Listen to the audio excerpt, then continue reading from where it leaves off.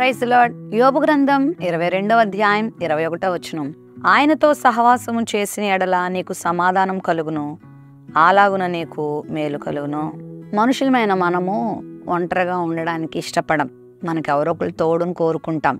సంఘజీవులం కనుక ఎవరో ఒకరితో సహవాసం చేయాలని ఆశపడుతూ ఉంటాం. ఆ ఆశ మేరకు చాలామంది లోకంలో ఎవరెవరినో వారి స్నేహితులుగా ఎంచుకుంటారు. ఎవరెవరితోనో సాంగత్యాన్ని కలుపుకుంటారు.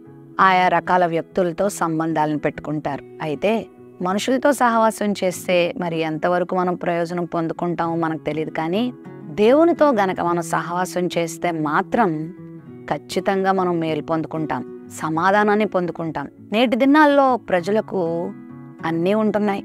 డబ్బు ఉంటుంది, అధికారం ఉంటుంది, బలం ఉంటుంది, పేరు ప్రఖ్యాతులు ఉంటున్నాయి, విద్యాజ్ఞానం ఉంటుంది.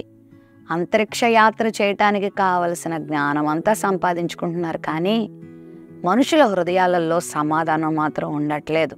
ఏదో తెలియని బాధ, ఏదో తెలియని వేదన, ఏదో తెలియని ఒంటరితనం, అశాంతి, నెమ్మది లేని పరిస్థితుల్లో ప్రజలు గడుపుతూ ఉన్నారు. చిన్న కష్టం రాగానే కృంగిపోతూ ఉన్నారు, తట్టుకోలేకపోతున్నారు. ఆ సమస్యను హ్యాండిల్ చేయలేకపోతున్నారు. చేసేది లేక చుట్టూరు ఎంతోమంది ప్రజలు వారికి ఉన్నప్పటికీ, బంధువులు ఉన్నప్పటికీ, కారులు మేడలు మిద్దెలు ఉన్నప్పటికీ ఏదో ఒంటరితనం వారిని ఆవరించి ఆత్మహత్యకు వారిని ప్రేరేపిస్తూ ఉంది. బ్రతికే కంటే చనిపోవడమే మంచిది అన్నటువంటి అభిప్రాయం వారికి వచ్చేస్తూ ఉంది. కారణం ఏంటో తెలుసా? ఎన్నున్నా కూడా మనిషికి సమాధానం లేకపోతే అవేవి మనిషిని సంతృప్తిపరచలేవు.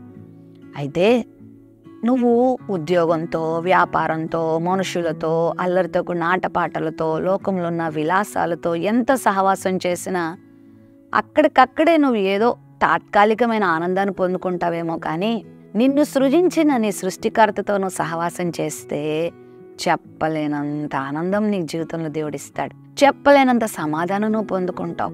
దేవుని సన్నిధిలో ప్రార్థించడం ద్వారా, దేవుని వాక్యాన్ని చదువుట ద్వారా, దేవుని గురించి ఆలోచించుట ద్వారా, దేవుని గురించి తెలుసుకొనుట ద్వారా, దేవుని సేవతో, దేవుని సేవకులతో, దేవుని పనులతో నువ్వు నిమగ్నమవుట ద్వారా ఎంత సమాధానం నీ హృదయంలోకి వస్తూ ఉంటుందో, ఎంత ఆనందం నువ్వు పొందుకుంటావో. అంత మాత్రమే కాదు, ఆ సమాధానం నిన్ను కీడు నుండి తప్పించి మేలును జరిగిస్తుంది. మరి ఈరోజు సమాధానం లేకుండా ఒంటరిగా గడుపుతున్నావా?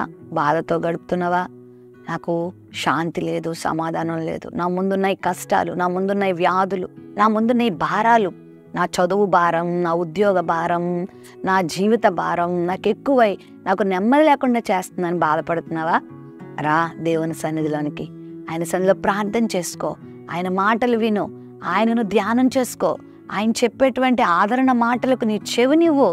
దేవునితో సహవాసం చేస్తే ఇప్పుడే గొప్ప సమాధానాన్ని పొందుకుంటావు, గొప్ప ఆదరణ పొందుకుంటావు, నీ జీవితంలో మేలు కూడా చూస్తావు.